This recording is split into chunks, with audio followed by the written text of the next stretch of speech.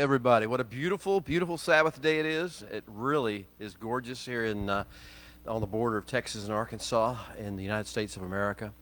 Welcome and good Sabbath to everyone who's listening across the world.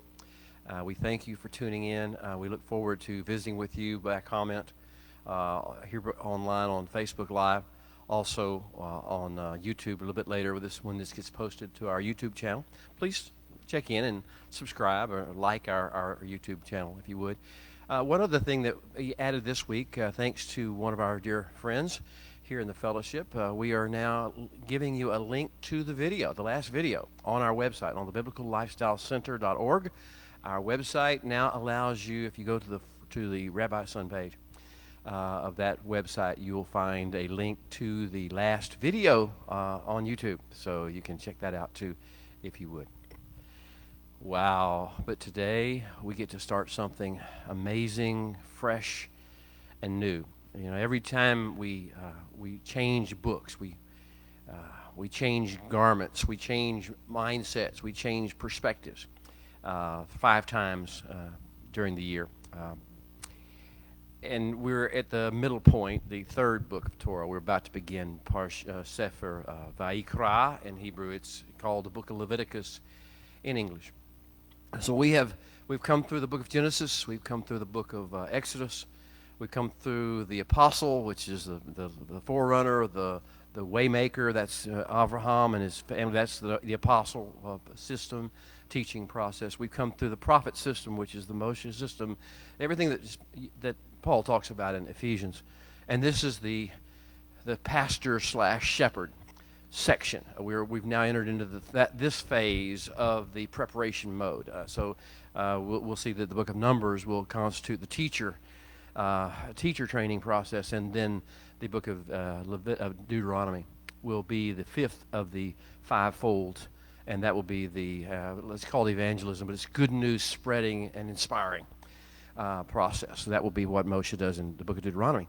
So all these things Paul talks about, they sound like they're new offices in a church, but they're not. What they are is they're using the biblical Torah modality, the way it was designed to be used, and taking you stage by stage, step by step, through the Holy One's discipleship program, so that we become sons and daughters of the living God. And we become all that the Bible says we are called to be, and we shed all the things that are not what we are supposed to be carrying with us into this next phase. So Parsha 24 begins a new section, that is the book of Leviticus. I remember many of you may have been like me. I've actually heard some people say that they hate the book of Leviticus. They hated it. They think it's boring. They think it's tedious. They think it's irrelevant. And I will say that the first few times I read it as a young man in my teens, I didn't understand it, and I couldn't comprehend what it meant. And I thought it had nothing to do with me and my relationship with Yeshua or my relationship with the Father. Boy, was that childish. Boy, was that immature. Boy, was that foolish. Boy, did I not understand. This is the center point of the Revelation stream, this book. But it requires us to get revelation as opposed to information and education. This is a critical factor of delineation in the sons and daughters of the kingdom. People who are of a religious mindset, orthodox mindset in religious realms, they try to get their guidance and their spirituality out of information and education. That's why, they read books, they study things, they go to seminaries, they go to Bible school. I'm guilty. They go to different things. Then when they get out, now we get the internet. Now they go to YouTube and they go to different internet teachers. They get it either by the book, by a book, not the book, but a book, series of books, or they get it from teaching, a series of teachers or preachers or ministers or so self-appointed or divinely appointed or whatever. They get it from other men. So this is the idea of information, education, trying to get spirituality out of that. But the book of Leviticus is teaching us another way of getting, the only real way of getting spirituality infused into you, and that's revelation. Revelation. That means spirit to spirit, spirit talking to spirit. not trying to go through your mind, not trying to educate you, not trying to inform you, not trying to train you in some physical way, but to awaken divine sparks of holiness in you with the very release of divine energy from heaven that is like spirit to spirit. All your waves and billows crash over me, and you sense we're caught up in this great revelation river. As a matter of fact, I like to think about it in that regard. We'll talk about it maybe some more before the day's over. This issue of there is a river of revelation flowing. But there's also a lot of information on the beaches, on the banks. And the information and education systems are all built around the banks. But the river is where the life is. It's the river of life. It's the river that cannot be passed over, as Ezekiel saw it in Ezekiel 47. So welcome to this new adventure. Welcome to the book of spirit-to-spirit revelation. Welcome to something awakening deep in your souls, deep in your spirits. Eternal things, eternal relationship hunger with the creator of the universe, eternal desire to flow in the sense of this divine river of life, as opposed to educate yourself, inform yourself, train yourself into some way to discipline yourself into some form of holiness. That is external. Vayikra. Well, just imagine that the creator of the universe visited you at night. I mean, so many movies have been about this. I remember the Oh God, and so many different movies about God visiting somebody. I can't remember some of the names of them right now, but you'd know them if I could say them. God visited some human being, and it changed that human being's life. It changed everything about the way they lived, because there was a communication. It wasn't just a belief in God. They may have already believed in God. They may not have already believed in God. But whenever they had this divine encounter with the creator of the universe, however it may be framed by the Hollywood producers, whenever that happened, everything began to change. Things began to come awake, alive in life. And here's what basically, when there is really a revelation stream, when there's really an encounter, then what you do is you begin to not process the things you receive through the information education systems of your brain. You don't process it through logic and reason. You don't process it through understanding. You process it instead through compassion and love. That is the way. In other words, whenever you have revelation and God has revealed something to you deep in your spirit, and you look around at other people who don't have that revelation, in the natural realm, if you're operating in the information education system, you blame them because they don't have the revelation yet. How stupid are they? How foolish are they? How wrong, how horrible are they? Because they don't have this revelation, and I have this revelation. That's when you have horribly mixed revelation with information education systems.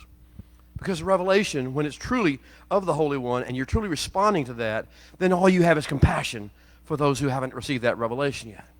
You have understanding. You didn't deserve it either. You didn't earn it. You couldn't make it. You couldn't have learned this by studying something. You couldn't have learned this by reading a book or watching a video on YouTube. You couldn't have learned this. You had to have spirit-to-spirit communication. And that spirit communication awakens your spirit, which causes you to have love and compassion toward those who do not share the revelation. And your only thought is not, how can I judge these people for being such pagans and idiots over there, or caught up in their orthodox religion? How can I show myself to be more superior to them? It is, how can I tone down my language and show them the beauty and the majesty of things that will allow a heart-to-heart communication of these truths to them as well. Not how can I lecture them. How can I love them into this revelation? Now that's where we are in the book of Leviticus, the Sefer Vayikra, as it's called in Hebrew, is that. Well, how does it start? How does it start? Well, the context is pretty shocking. We have just had the most amazing 4.5-month period known to man. The prototype, the ideal, the goal of interhuman relationships has taken place 4.5 months since the last Yom Kippur. All the time from Yom Kippur, when the Holy One sent Moshe back down, shining, with his face shining, with he had revelation, right? Before he had received information and processed it through his information education system, and therefore when he descended the mountain with the tablets, he was angry. He processed it by judging the people who were down at the bottom without the revelation. But this time he comes down with the fullness of the glowing of the revelation stream working in his life. So he comes down on Yom Kippur, the 10th day of the 7th month of the year, and he begins to just share and spread and love us for 4.5 months and inspire and encourage us. And we see for 4.5 months what happens is there's a spirit of giving, a spirit of compassion, a spirit of love, a spirit of cooperation fills the camp. We don't sit there and look at what they're doing wrong and what they're doing wrong and how we're better than them and how they don't. We don't believe what they don't do that, because you see we have a mission, we have a purpose, we have a revelation, and the stream is flowing. And so immediately, for over 4.5 months, the Holy Spirit is introduced to us as a people. And we see Betzalel and we see Oholiab, two of our ordinary guys. They are the prototypes to show what it looks like when you're filled with the Holy Spirit. When you are filled with the Ruach HaKodesh, the Spirit of the holiness of God, and then you see what really happens when you get filled with the Spirit. We don't show them dancing, doing flips, doing all sorts of running around the sanctuary. We don't see them talking in tongues. We don't see them doing any of that stuff. What we see them when they're filled with the Spirit is they become productive and fruitful and inspirational in every way. They can guide, they can lead, and we want to follow them because the Spirit within them is so strong. And we build this structure, this amazing structure that is a replica of the scale model replica of the holy temple, holy tabernacle in heaven. We build it on earth out of materials that he tells us what to build, and they lead us to do it. And we see, wow, we don't fight over it. We don't argue over who's going to do what. We don't get into who's more qualified, who's less qualified, who had sin in their life, and who doesn't have sin in their life. And we don't get into those discussions. For 4.5 months, this is the prototypical ideal of what the kingdom of heaven is supposed to look like and will look like. This is what the messianic reign of the Messiah will begin to look like, how it will flow. But right now we get 4.5 months, and now the 4.5 months ends, and what happens on 1 Nisan, on the first day of the new year, which was last Saturday in this room. Last Friday night to Saturday was 1 Nisan. Today is 7 Nisan, 8 Nisan, 7 Nisan. And so we got 1 week and a few hours before Passover. 1 week and a few hours before we began the process of unleavening. So he can re-leaven us, taking out all the impurities, taking out all the foreign influences, taking out all the intellect, pseudo-intellect and flesh focuses, taking all that out, and instead refilling us, our own filling of the Betzalel, Oholiab, our own filling with the Ruach HaKodesh is coming. That's 50 days from here, 50 days from next Saturday. With this whole time, we're building this process. So that's where we are. And the problem is that, if y'all will remember, what happened at the end of Exodus was that once we got this great structure built and dedicated on the 1st of Nisan, the 1st of about a week ago, Moshe erected it, put it all together, and everything was exactly according to the plan that the Holy One had shown Moshe on the mountain. Got blessed in all ways, and then the creator of the universe, that cloud that we had seen leading us through the desert to get us to Mount Sinai, that cloud arises, and it's like, what's going to happen next? And the cloud arose and came and sat and swirled and moved and brooded like in Genesis 1:2, the Spirit of the living God brooding over the face of the waters. And it infilled. It came down upon the tabernacle, and it filled the tabernacle. The cloud, the presence, the manifest presence of the Holy One filled the tabernacle, right in the midst of fallen men. Right in the midst of human beings, right in the midst of Bnei Israel, right in the midst of the mixed multitude, right in the midst of all of us, right there is the creator of the universe, a spirit being, dwelling in the midst of mortal human beings. That sounds really cool, but here's the problem. The spirit, the breath, the cloud filled the tabernacle, and Moshe could not enter. This is a technology breach. This is a technology failure. We got a problem. He's here, but we can't communicate with him. He's in the tabernacle, but what do we do now? How do we fix this glitch? Because he's here, but we're here. He's here, but we're here. And so how do we bridge this gap where we actually communicate? That was the whole idea, right? He wants to dwell amongst us and be with us. It's Exodus 25, 8 and 9. He wants to fill us and be in our midst. But how do we do this whenever we can't cross that bridge? It's like there's this great barrier or this great moat that's between the camp of the redeemed and the Holy One who is right in the middle of the camp. And so that's how the book starts. If you would stand with me, we'll start our reading. And it'll be very short today, but it will be very illustrative, I hope. Those of you who are watching across the nations, we invite you, if you can, or in a place where you can, to stand. If you're driving your car, just sit where you are. But we hope you will realize the beauty of what we're doing. We're reading from the actual words of God. Actually, these are translations into English, but we'll go with that. If you remember the blessing that we speak in this house, you're welcome to go along and share it with us and speak it with us. If not, just you can listen and just enjoy, hopefully. And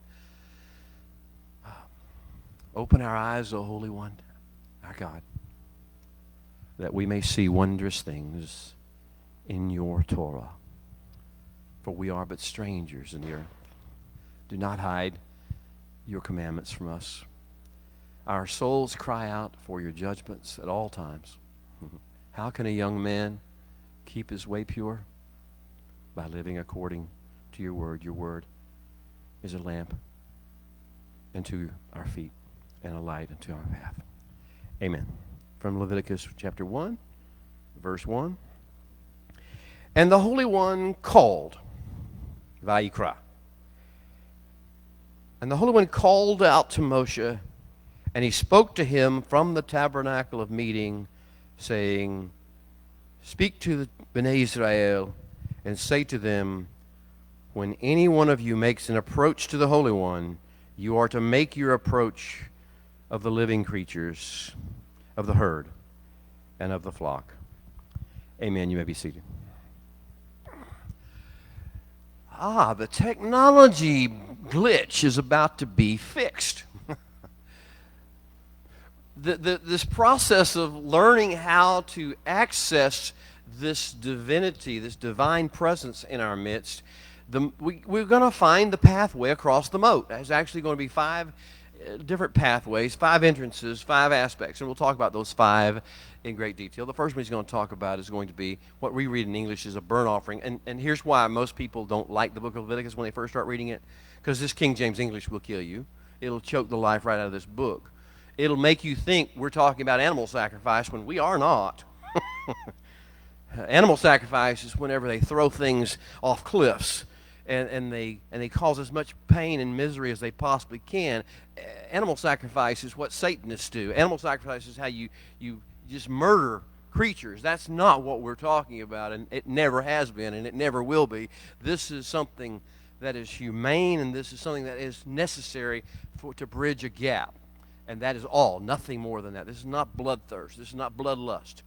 To the contrary, that's what your English Bibles would tell you, because the pagans who King James had to deal with and dealt with, they knew all about animal sacrifice. And so that's the interpreters use these languages of burnt offering and peace offering and grain offering and meat offering and sin offering, and all these different things to define what the Holy One's trying to do, which is get us to learn how to come up here where he is. John 4. This is our John 4 moment. And I heard a voice in heaven saying, come up here. Now, this is that process. This is what the book of Leviticus is all about. Come up here. You're living down here in this realm. You are separated from me by your thought processes, by your information sources, by your condition, your human condition after the fall. I want you to have an access point, a portal to be able to come up here, but you need to follow protocols because your flesh is not able to make this transition unless you begin to shed certain things and make certain adjustments in your approach, and then you will be able to come up here and we'll be able to talk, and we'll be able to commune, and then you will be able to fulfill the longing of your soul, which has always been to know and walk with your Creator as Adam did in the garden before the fall. So, are you prepared for the next level of relational challenge? The God-man relationship is your most important relationship. More important than your relationship with your parents or your children. More important than your relationship with your spouse. More important than your relationship with the person in the mirror. The most important relationship you have, the reason you were created, is your God-man relationship. Now, it will have ramifications in all those other relationships. But are you ready to take the next step, to go to the next level of spirit-to-spirit communication, of revelation, as opposed to living by information and therefore judging other people on the basis of how they handle the information that you have that they don't have? Are we ready to move forward? Well, that's the question. The first thing that happens is Vayikra, and he called, and the Holy One called. Every time I read this, something inside my spirit leaps. Do you realize he's calling you? You're estranged. He's not estranged. He's not lost. He's not wandering around wondering where everything is. You are the one who is lost and is unable to make the transition. And he says, you can do this. Come on. Come on. You are called. Yeshua had this statement, many are called, but few are chosen. There's a whole lot of unpacking I could do with that Hebraically to you, but I'm going to just let you understand that the calling process is a unique privilege and an honor that you, child, adult, male, female, whatever ethnicity, of whatever culture, of whatever belief system, you are being called. This is the message of heaven. He is calling. He is calling. He is calling. If you don't, the pull of your heart should just draw you into this. My King is calling me. I'm being called into his chambers. I'm being called to rise. Arise, my love, and come away with me. I'm being called into a level of knowledge and relationship with him that's well beyond anything I've ever experienced before. I'm being called into the deeper things. I'm being called into the higher things. I'm being called to what I was born for, why I was designed, and why I'm on earth. I'm being called into that. You are being called, Vayikra, and he called. And as I look around in the room here today with the folks at the Biblical Lifestyle Center, my friends here, I'm so excited for you and so excited for myself that we are being called. But it's not just us. The entire world is receiving this opportunity, this invitation, this honor of being called into the chambers, into the courts, into the protocols, into the beauty realm of the Creator. We got to get over some of this other stuff we're doing. Some of this other stuff we've been doing and be satisfied with is just not going to be enough. The Creator's calling. You want to judge each other? You want to judge the politicians? You want to be angry at what the government's doing? Or do you want to respond to the call? I mean, the call of the Creator on your life is the most beautiful thing, the most fulfilling, thrilling, adventurous, wondrous thing you can have. And he is calling right now. Here he is. Who will receive the call? Who will come?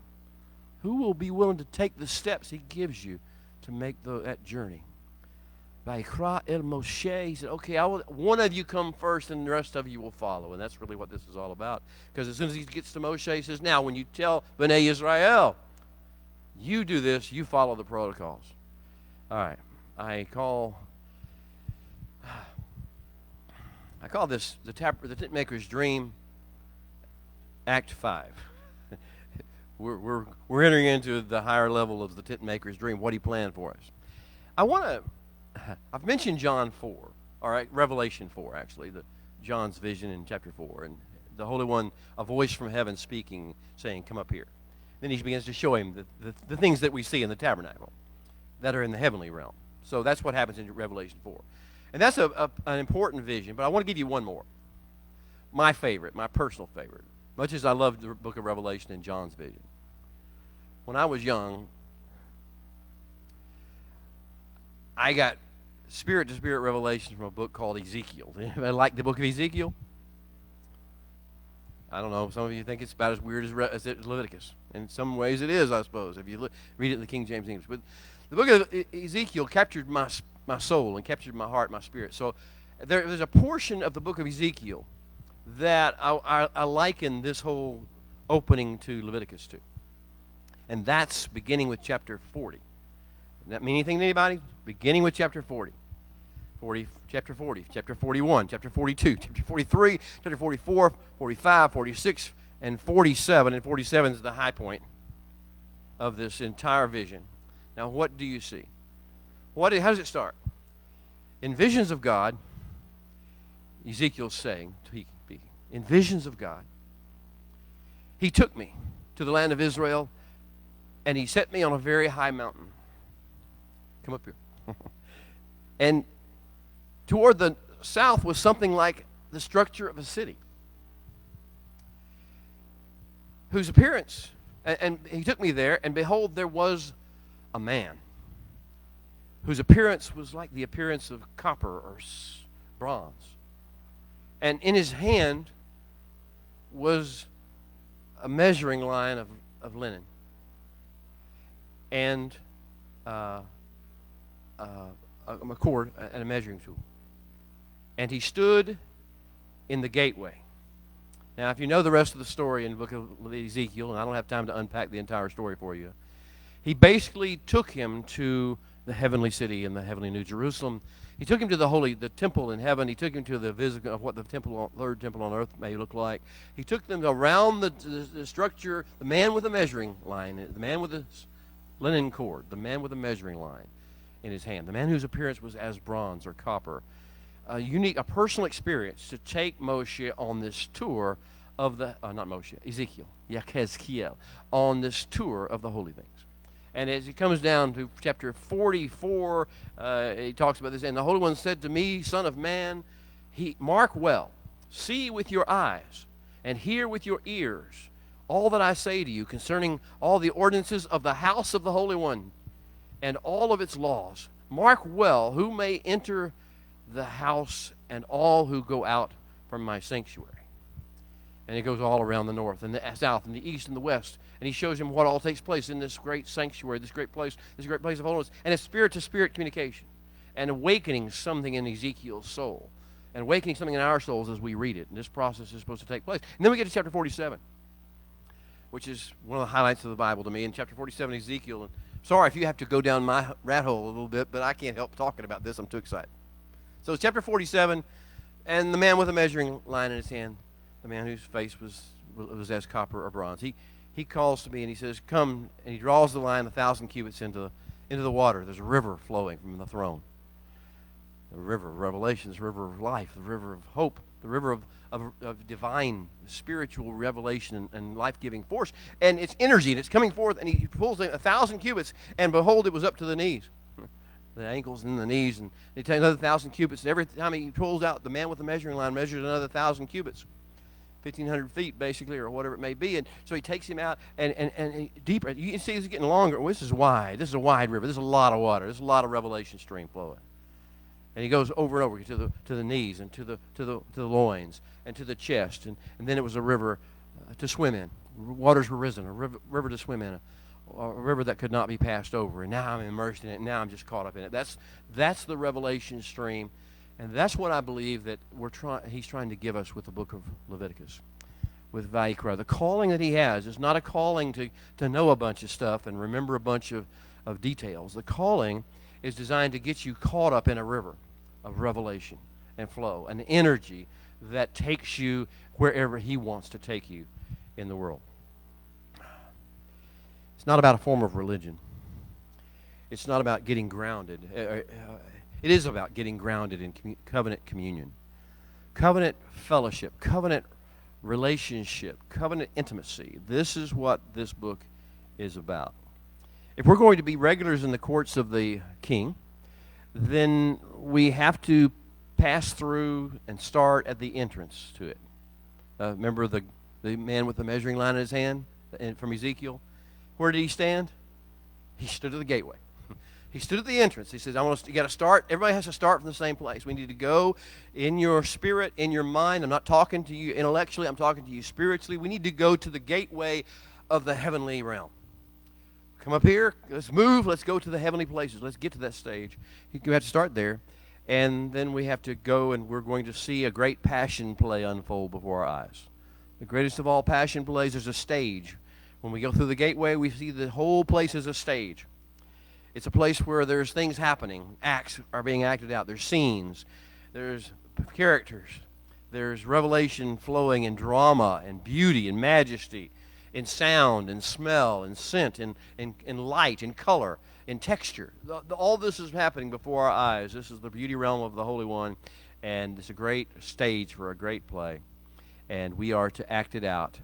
We are to learn its script and learn to act it out one scene at a time.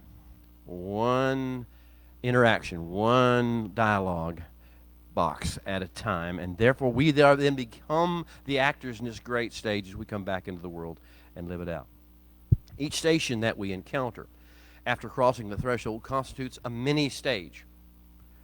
Each station of the tabernacle that we encounter becomes a mini stage. And the first thing we come to is the altar, the brazen altar, the copper altar as it may be called. This is the first station inside the revelation flow. It's like, I don't want that station. I don't like that station. That station is bloody. That station is kind of scary. That station makes me give up stuff. That station focuses me on things that I don't want to think about, and things have to die there at this place. I don't like that station. Can we bypass that station and go somewhere else? He says, no, you need to go through this station. This station is your first stage, the first stage of all the divine actions that are going to take place. And this is a prerequisite to the rest of the structure, to the fullness of the purpose of what this is for. And so we are acting out certain things. If we understand what we're acting out, maybe it'll be a little easier. Remember, the creator of the universe has made a covenant with man. Everything is about that covenant. I know religious teachings and trainings and whatever forget this fact, and they go off on all sorts of little languages and nuances. It's all about the covenant. If you want to take it down to everything, it's all about that covenant. Now, the covenant is manifested through Abraham and his sons.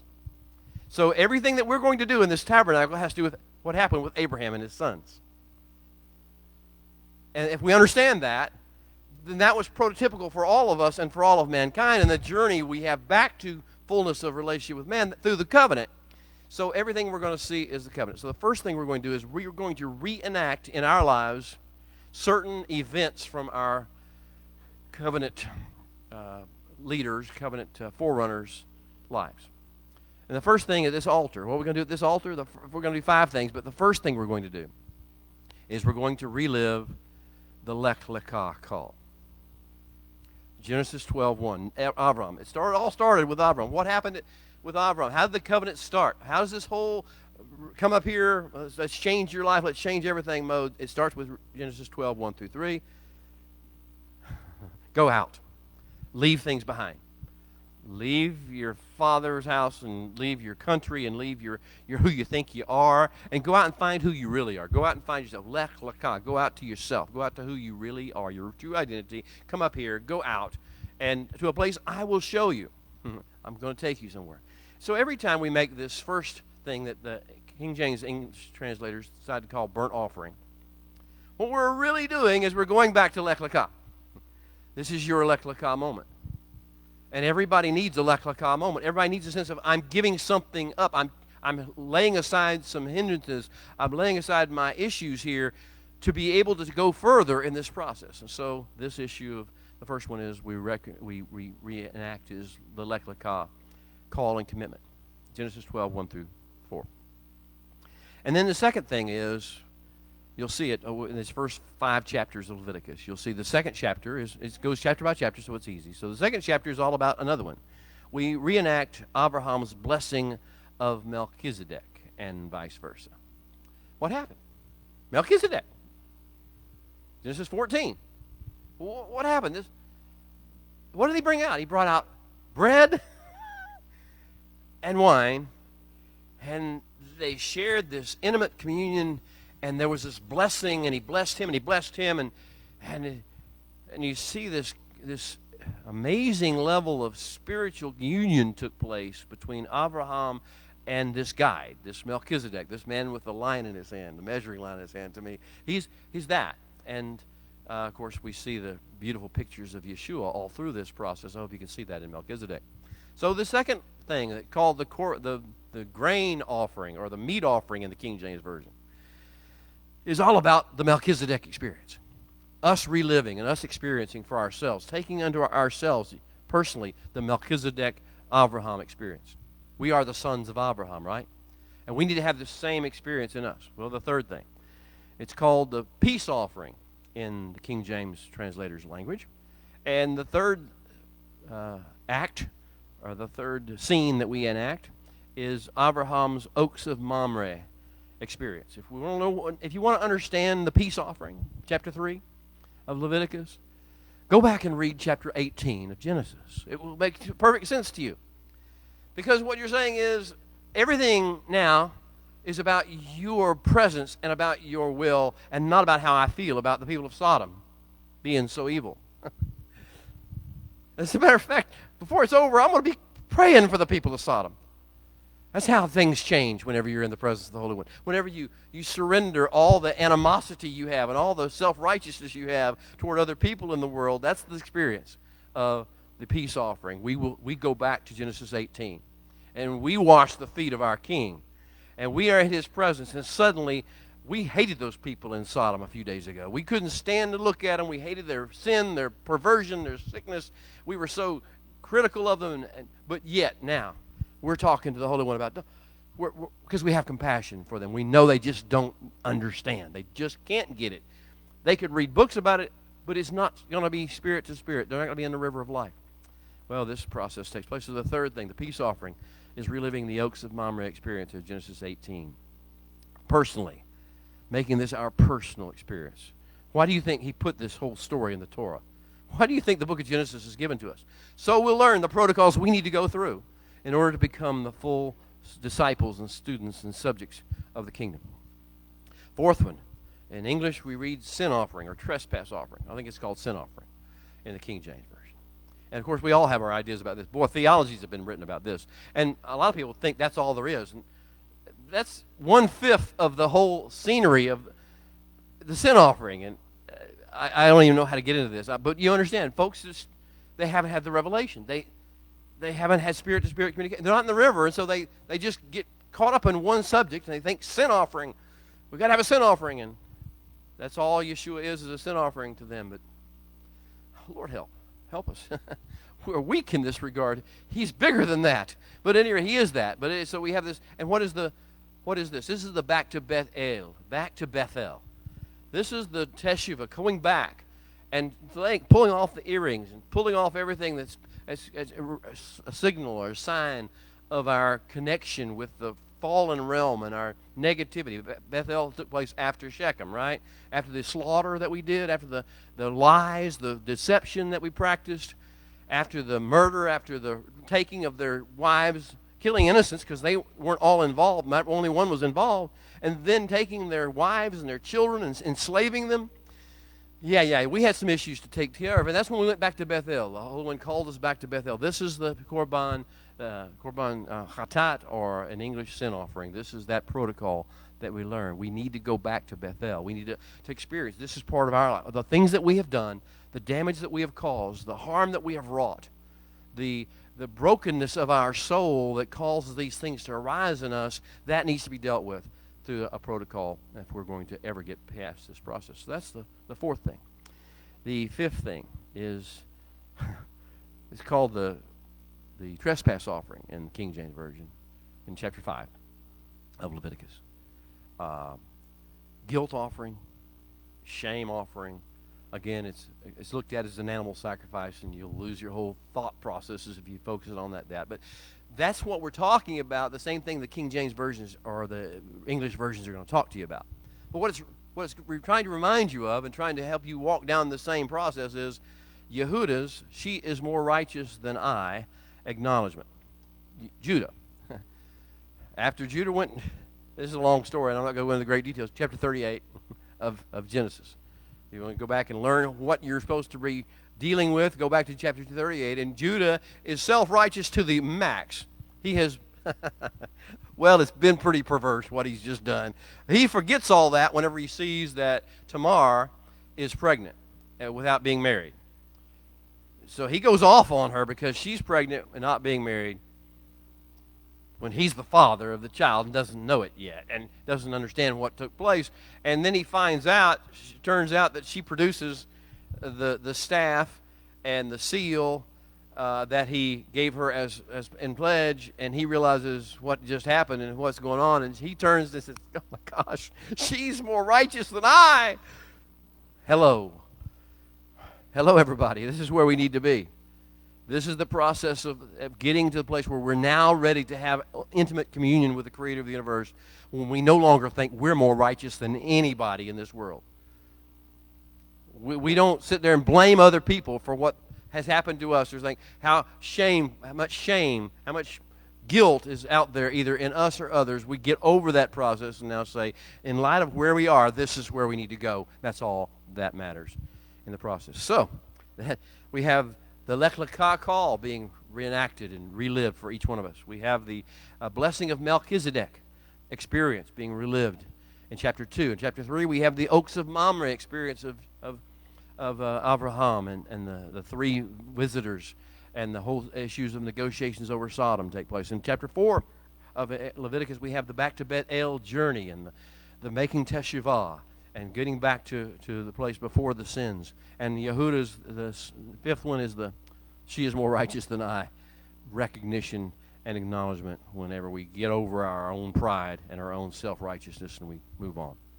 Well, these are all things that we see at the altar. I told you this is all a play. These are all acts, and these are all processes where we are to take ourselves and through spirit-to-spirit revelation to awaken to the place that that's you. That's not just Abraham did that. That's not just Judah did that. That's not just the sons of Israel after the Shechem experience did that. This is you. This is your life. There used to be a TV show, I think, called This Is Your Life. Well, that's for you old folks in here who remember those things. But for the young folks, you have to look it up on the internet. I know. Go online. This is your life. And what the story of it is, this is your life. This is who you are. This is the experience that the Creator of the universe calls His sons and daughters to. This is your calling, to go through Lech Lecha, to go through Melchizedek's experience, to go through these other issues that we've talked about. But all of these are very personal, unique, individual. Each of us individually is called these things.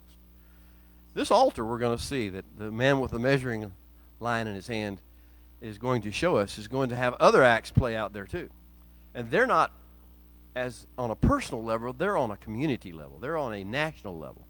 Things are going to happen there. And the first thing that's going to happen there is the Korban Pesach. It's pretty close. But next week, the presentation of the Lamb. The presentation of the Lamb at Passover. We do this every year on this altar, this very altar. The community, everyone in the community, and it's a communal thing. And what are we commemorating? This you should know. What do we commemorate? We did this as a nation. All of us have this in common. All of us, our ancestors, put the blood of the Lamb on their doorpost in Egypt, and they trusted and rested in the blood of that Lamb on the doorposts of our houses. That Lamb became the symbol of the difference, the marking off point between us and the rest of the world. By that mark, we have been known. That is our national identity. It's bigger than any of our personal preferences. It's bigger than our belief system or our doctrines or our theology. It's bigger than our ideology or political differences. The biggest thing is we were all under that blood, under that mark of the lintels and the doorpost. That blood is it's thicker than anything else that might separate us. Beloved, if we're going to win the Passover this year, don't take your offenses at other people, at other assemblies, at other belief systems. Don't take them into it. We are all under that same marking, the same mark of that blood. And that's what we're supposed to remember individually and as a nation every year. We individually participate, we do it as a nation, collectively. And suddenly nothing else matters. None of the other stuff that we disagree on matters We are alike in this. We are all under that covering. We're all under that mark, and that is step one of what happens there. And then what do we remember that? We remember how we uniquely, as a people, we've all got this experience. And then the second thing is Shavuot, Pentecost. What do we remember? We bring forth 2 loaves. Now just imagine them turning to stone in front of your face. And instead of having, the waves of the bread as it's been twisted and turned, you have these 11 loaves presented. Instead, imagine you see words begin to come inscribed upon those tablets of stone. Divine messages from heaven by the Spirit of the living God, by the finger of God is called, and writing on those 2 bread loaves become 2 tablets of stone, and what are we remembering? What do we share? What event are we sharing? We're sharing the release of those tablets, of the release of the wisdom of the Torah by the Spirit of God into us. And that we have this together. We share this. We are part of a nation. We're part of a people. We can't claim this individually. This is something we do nationally, corporately, collectively. And so we see that take place at this altar. And the third scene that we see play is at the other pilgrimage festival. At the other pilgrimage festival, we do some strange things. We build a tabernacle. We rebuild the tabernacle. We build a little shelter out there. And then we get 4 different types of species. We bring those species together and we lift them up. And we join them together in one. We take the 4 that are diverse and we put them together in one. And then we do what we do with them. And then there are 70 presentations, 70 scenes play their way out, 70 being the number of the nations. And what are we remembering? What are we remembering at Sukkot whenever we do these things at this altar? We are remembering whenever we came out of Egypt, we didn't come out alone. We came out with a mixed multitude of all the nations, all the 4 corners of the earth, all the species gathered together, made into one, unified. The 70, all the nations being accounted for, all the nations being provided for, all the nations being cared for. The 70, the great multinational harvest. It's both symbolic of the past and now if we realize and also predictive of the future, because that's what we're all about. That's why we're being sown like seed throughout the world, so we can have another one of these harvests, but a greater harvest than we had before, a greater exodus, a greater harvest. Now, if that's who we are, then our attitudes toward the nations and toward the ethnicities and toward the peoples and toward the cultures of this world, maybe this is our time at Sukkot each year as we go through this scene to rethink, what are we doing? How are we feeling towards the different ethnicities and toward the different cultures and toward the different nations and different governments and different types of political theories and operatives that are out there, the different political positions? What are we doing? What is going on with it? Why are we focusing on that stuff when what we're called to do is be the light to the nations, be the calling, and they're all supposed to come, some out of each one. Now that's the beauty of this altar. I love this altar. It's a little scary, I will warrant to you. Things that happen there require us to lay some things down, give some things up. But there is an exchange that takes place at this altar. And we get beauty for ashes because we thought we had something really important, our opinion. We thought we had really something, our beliefs. We thought we had something really important, our spirituality and our religious. And he said, lay it down because I want to give you something that's ashes. Let me give you beauty. Let me give you beauty. Let me give you the things of the kingdom, the vision of the kingdom, and the inspiration to move in the things of the kingdom. All right.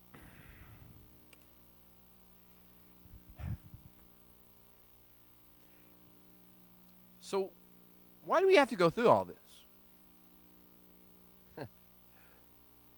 Well, I want to give you another little picture to think through. I like stories and I like pictures. So, You get called because of a crisis, an emergency, a horrible event takes place, and you may not be trained. I know some of us in here are nurses and stuff like that and got training and all that kind of good stuff, but you are or you're not, whatever your training level is in the natural realm, you get pressed into service because they need help down at the emergency room, down at the triage. They're having people coming in like crazy everywhere. There's thousands of them injured and hurt and wounded in this calamitous event.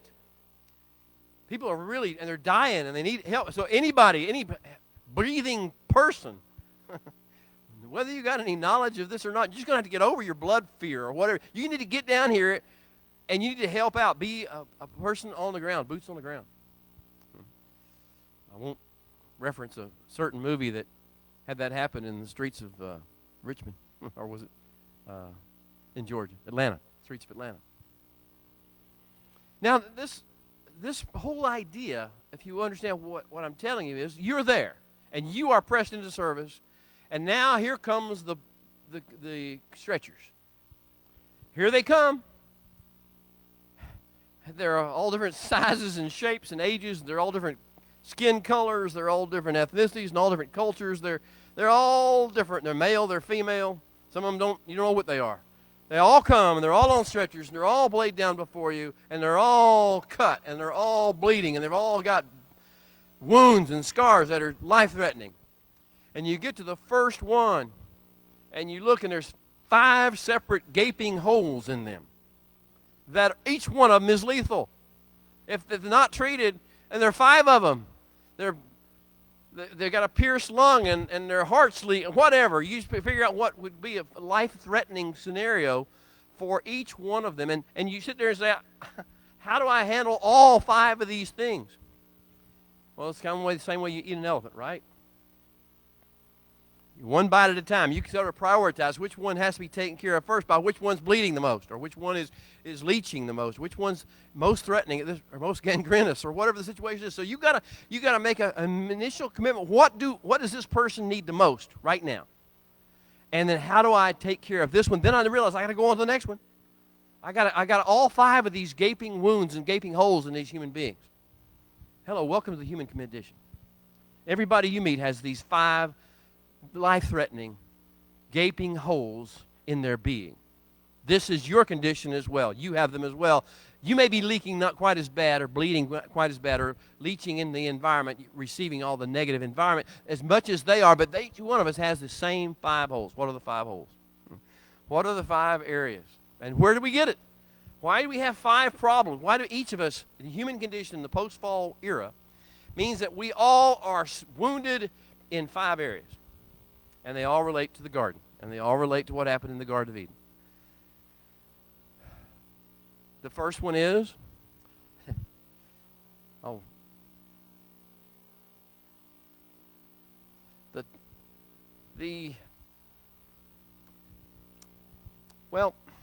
me use another illustration. Anybody ever own chickens? Okay.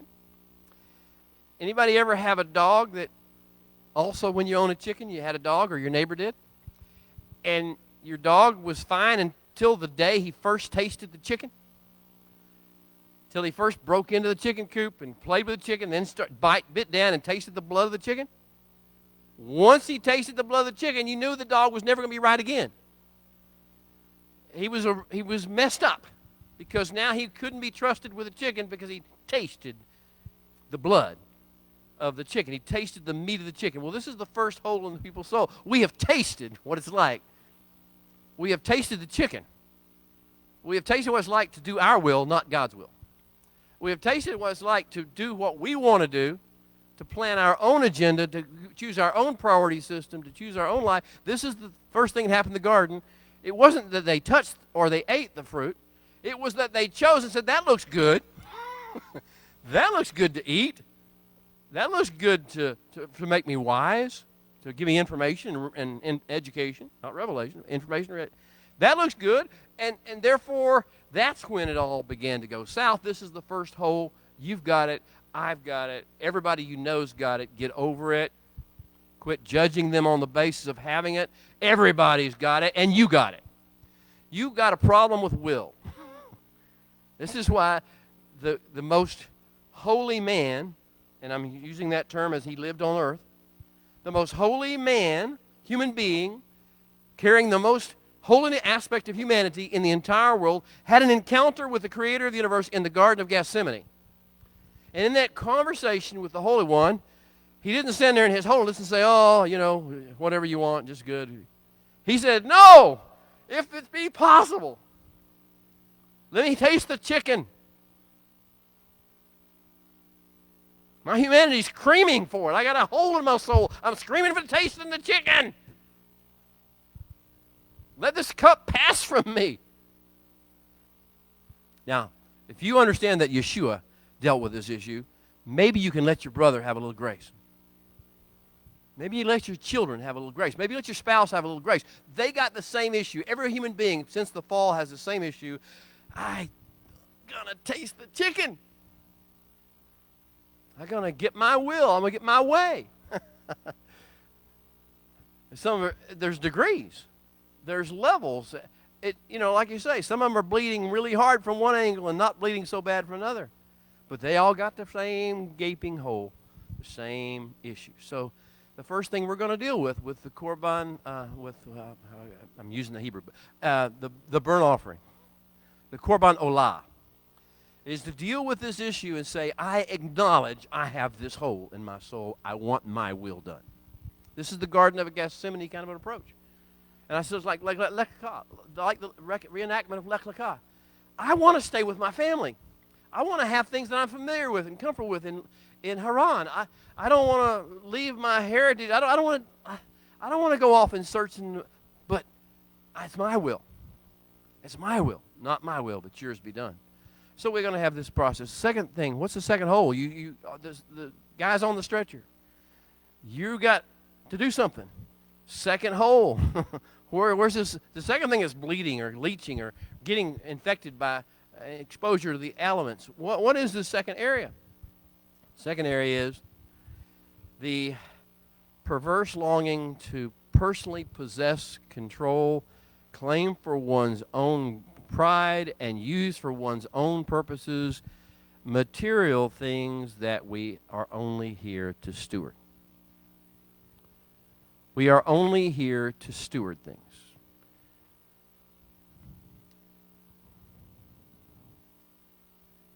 We don't own anything.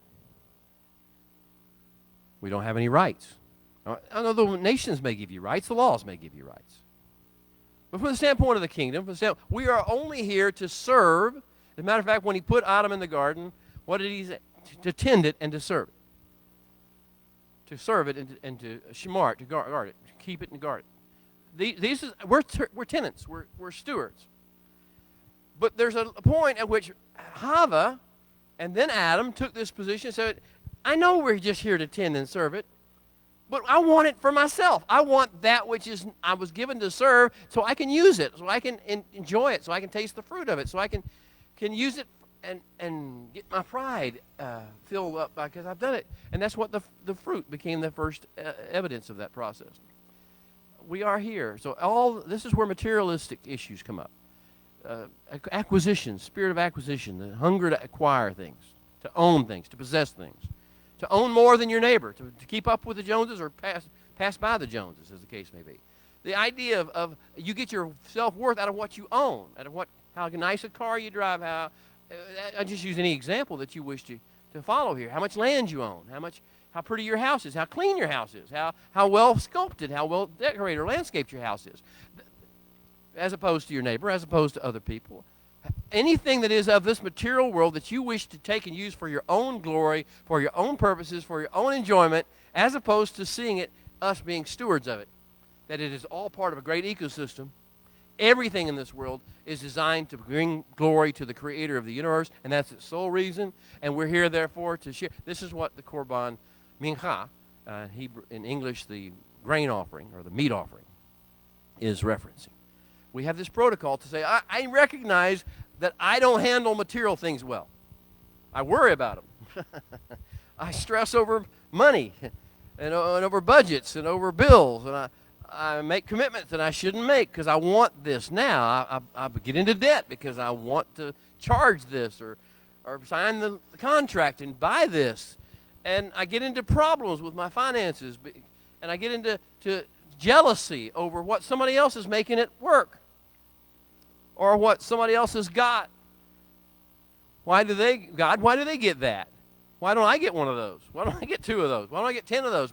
This is the idea. The second hole in everybody's soul, everybody's got it. Everybody's got it is we don't handle material things like stewards. We try to handle them like owners. And then we judge everybody on the basis of whether we're good owners or not. When the whole issue is not ownership, it's stewardship. Well, that's the second issue. The perverse longing to personally possess and control, claim for our own pride, and use for our own purposes material things that we're only here to steward. The third hole in that person on the stretcher's soul, and yours as well, that could be you down there as well as them, is the longing to criticize, complain about, blame, and judge people. What happened whenever the Holy One came and finally called Adam out?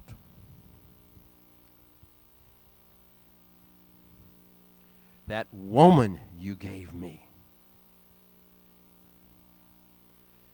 Hava, what do you say about the serpent?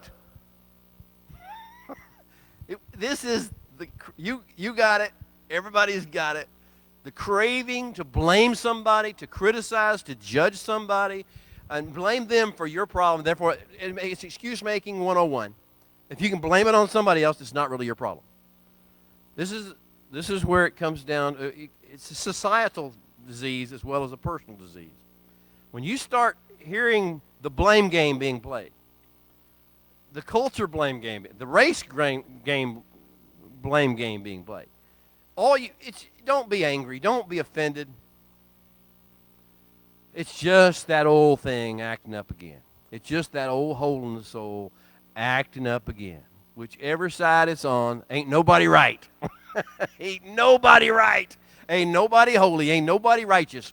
Ain't nobody better than anybody else. This is a problem that we get into, learning that you can't go through life blaming it on somebody else. You can't blame it on your parents. You can't blame it on your culture. You can't blame it on your nation. You can't blame it on your leaders, your politicians. Like, I'd be a responsible kingdom representative if I had a different president. No, you wouldn't. It has nothing to do with who your president is. It has nothing to do with any of the political system you're under, whether it's socialism or capitalism or some communism. If it's monarchy, if it's dictatorship, it doesn't matter you can be whoever you created to be. But you're blaming it on somebody else. You blame it on what the Indians did, I don't care. You pick a nationality, pick an ethnicity, and you blame them for what situation you're in. You got it. You got the disease. You got the hole in your soul leaking. It's just seeping out blood, and it needs to be cauterized. It needs to be stopped because we got to realize that we are here to be a blessing to every household on the face of the earth, and that includes all ethnicities, all cultures, all facets of life, and every way of doing things, all ages, all genders. Okay, so the longing to criticize, complain about, blame, and judge people. Or ecosystem sharing creatures like the serpent, like the flies or the mosquitoes. I can't do anything because I got too many mosquitoes in Texas. I kind of feel for you there. It's like saying the serpent's at fault. It isn't. Okay? Or the circumstances. My life circumstances were just such that I just couldn't get over it. My upbringing, my historical background, the way I grew up, the way I was taught. Are you really going to play that blame game? The religious system I used to belong to. Who are you going to blame? This is that challenge. He says, we got to come to, this altar's a bloody place. This altar's a place where you lay that stuff down. This scene, this setting, is a place where we're going to get over that stuff because we got things to do and places to go and a world to bring redemption and light into, and you can't do that carrying that garbage that you've been carrying in your life. That's just the fourth of 5. And then there's the fifth one. And the fifth gaping hole in your soul and everybody else's soul is self-obsession. You think you're all that and a bag of chips, or you do the other route, which is the same exact thing, just the other side of the coin, and saying, I'm no good, I'm a worm, I'm a horrible person, I'm ashamed, I'm embarrassed. It's the same thing. Both of you are putting yourself so high that it doesn't even leave room for the Holy One to do anything. One, because you don't need him to do anything, because you don't want him to, because you're so great. The other one being, I'm so bad he can't help me. Hello. Spirit is calling to you today. Either side of this continuum you're on, where the hole is leaching. You are not the king of the world. You do not get to control whether the God can bless you or use you or not. You do not have that ability or that power. You aren't that important. You aren't that good or that bad. There's nothing you can do that he can't redeem you from. And there's nothing you can do that will earn you one bit of honor. Now, are we over all those things? These are the 5 holes in the soul. And they're always leaking at some time. The question is, the one that we're dealing with right now, which hole is leaking most? You could judge them. You could criticize them. You could write bad things on Facebook about them. You could make ugly tweets about them. You could do whatever you wish to about them, or you can say, but you know what? He's just like me. She's just like me. They got these 5 holes. On this one, I see this one's leaking. So what do? How do I cauterize that particular one right now? We'll deal with the other one later on. And maybe they'll be able to deal with one of mine that's leaking really bad today or tomorrow, in the case may be. And we're all in this together because we're all under the blood of the Pesach lintel and doorpost. We're all under the cloud of the tablets. We're all under the life-giving words that give us the instruction and the ways. We're all under the process of being called to be a light to the nations and draw other people to us. We're all in this process together. So maybe if we work together to get over some of these things, and I don't judge you, but instead begin to speak to the healing part of you, maybe we can go spirit to spirit. Maybe we can really rise up above these things. Well, this is what the book of Leviticus starts with. This is a higher level of thinking than religion. This is why it's so hard whenever you're in a religious mindset, you're trying to be a good religious person, to get much out of the book of Leviticus. Because this is going to take you to levels you have never been before. This is taking what it's like to actually have the King of the universe, Creator of the universe, live in your midst, and you begin to interact with him on a courtier basis where you actually serve and represent him. So there are 2 dominant verbs in this parsha, and they're very closely related in the Hebrew. In English, you're going to read called, and he called. And later you're going to read if he would make an offering. And in the first word, call, in the Hebrew word is kara, kuf, resh, aleph. Kuf, resh, aleph, kara. And the other word, which is translated strangely in English as make an offering, is karav, which is kuf, resh, bet. So aleph, bet is the first 2 letters of the alphabet. So kuf, resh, and then aleph, or kuf, resh, and then bet. These are the ways these words are structured. I don't want to get too weird on you if you're not understanding the Hebrew at all. But these 2 words are very closely related in the Hebrew, but they're not related in English. They don't make any sense together in English. Being called and giving an offering? Because it has nothing to do with giving an offering. It has to do with making an approach. Kara means to call out from one level to another. To call out from one as a greeting, but it's an encouragement. It's an inspiration. It's a come up here kind of a call. That's the kind of kara that we're talking about. So each of us is getting a kara, a call, and each of us is called to what? What is our call to do? To karav. What does karav mean? Karav, the kuf, resh, bet. It means to make a very close approach, to get really close, to draw really near, to get really up close to. So, you hear in English, the King James told you to translate that as make an offering. Now it's all about possessions and money and buying somebody off and all the things that the pagans do. That's just all they know. That's not what this is. The issue, you're called to come near. You're called to come very, very close, to eyeball, beak to beak, heart to heart, soul to soul, spirit to spirit. You're called to come in a very intimate fashion to know the Creator of the universe that way, to know the Holy One, to arise. That's one of the part of call. Arise, to call to arise. And the second aspect of karav is it's just about getting close, approaching, drawing near.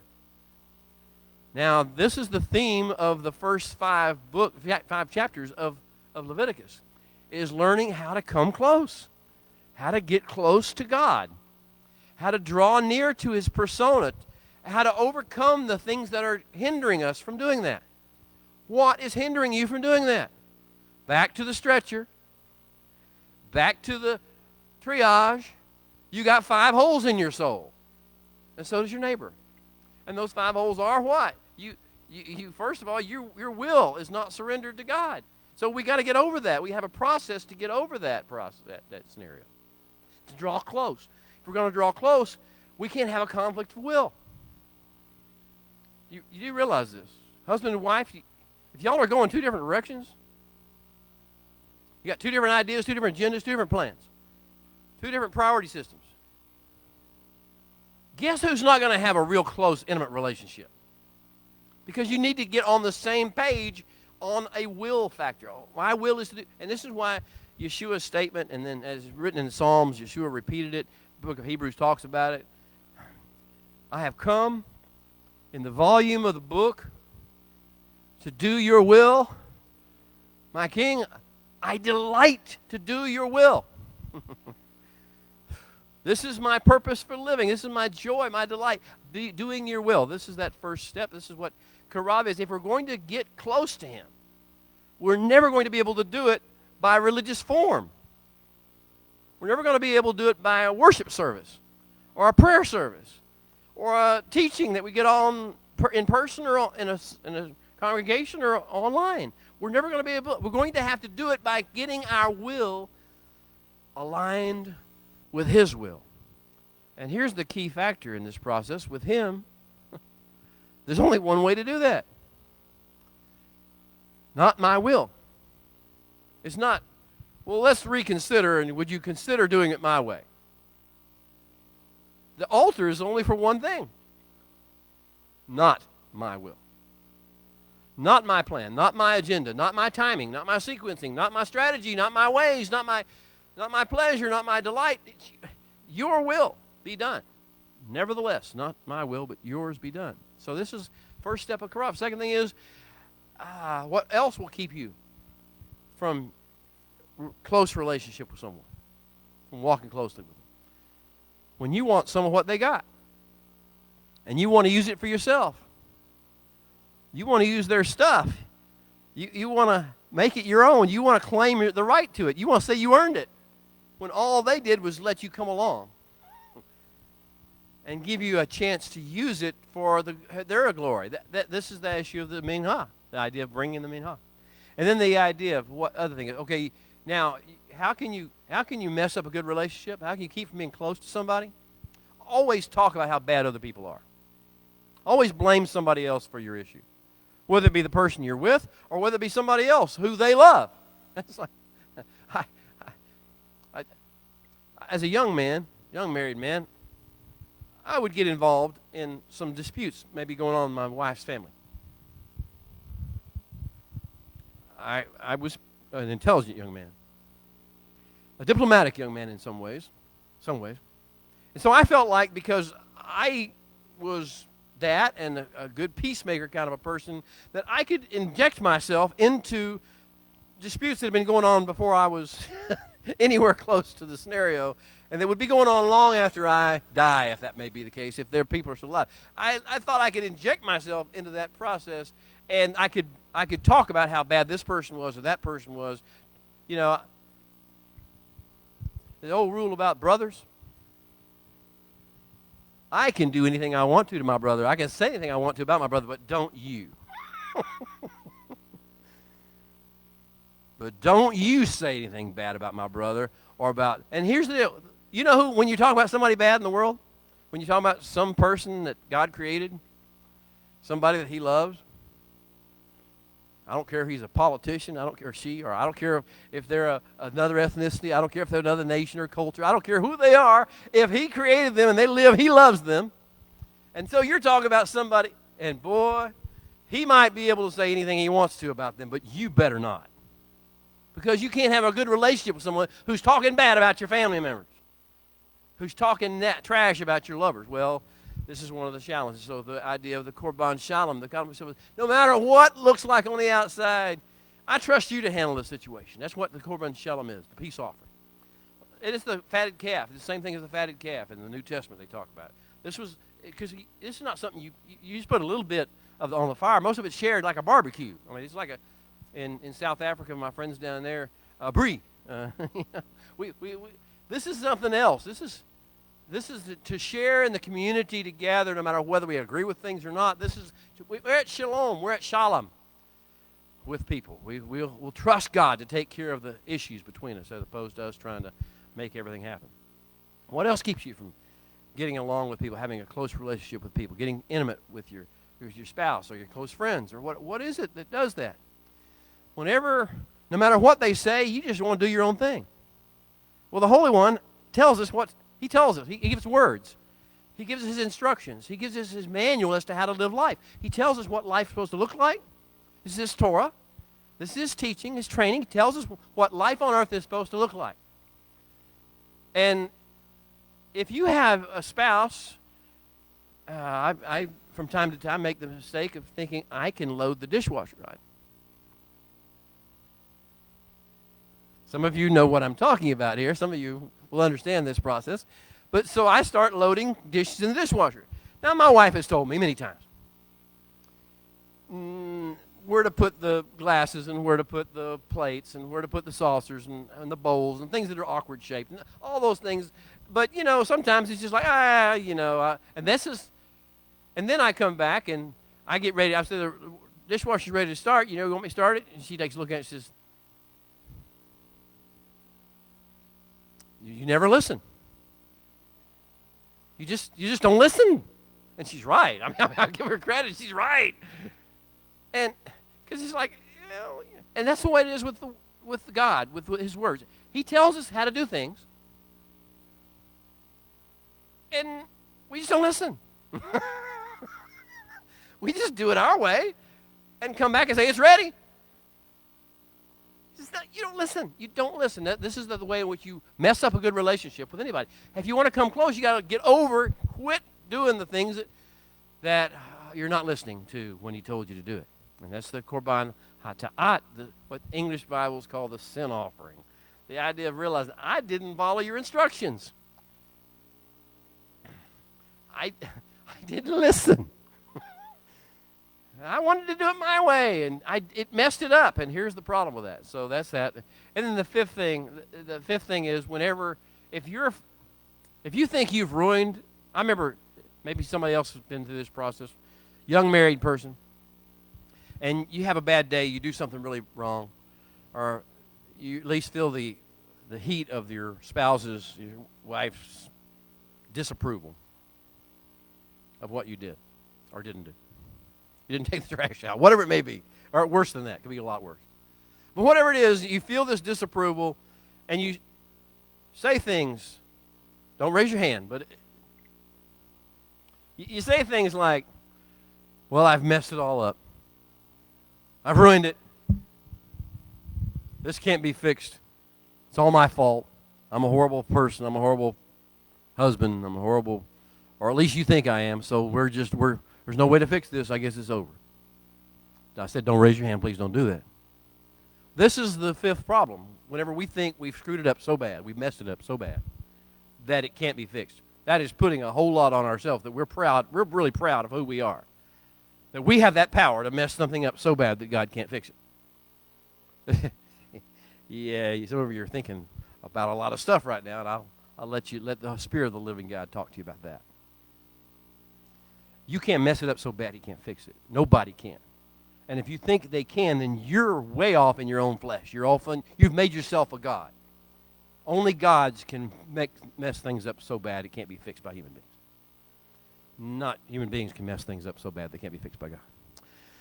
So we have the Korban Asham, or the guilt offering, or the trespass offering, as it's called in Hebrew. We have a protocol. We have a method, a way, a pathway to connect where we can get into the beyond that. We can move beyond and transcend and overcome and get close, and out of that closeness flow like that river of life. That river of revelation, flow with him down that river. And that's the goal of this process. So we're going somewhere with this river. It's not just to get in the river. It's to go with the river, to let the river take us to wherever we go in life. And therefore to be characterized by the flow of the river of life within us. As Yeshua said it, out of your belly, out of your innermost being, it'll just be, you'll drown. Ezekiel said it was a river you cannot swim through, a river you cannot pass over, a river and this is what you're in. It's now in you because you're so immersed in this river of revelation in life by the presence of the Holy One being under the threshold of his coming out from under the threshold of his throne, that suddenly it's all in you, and out of your belly flow rivers of living water. And yes, we are talking about the Spirit of God, the Ruach HaKodesh, the thing he modeled for us with Betzalel and Oholiab, the thing that he tells us. But it's not about some religious experience you're going to have. It's about learning to flow with his power, his energy, his life force. Well, the first 5 chapters of the book of Leviticus are a calling, a wake-up call, an arising call. They are a call to come close, come here. Stop staying aloof. We have this fight at the Mount of Sinai. You know, Moshe, you go. I'm sorry, I have this strange sense of humor. Anybody remember the Yugo car?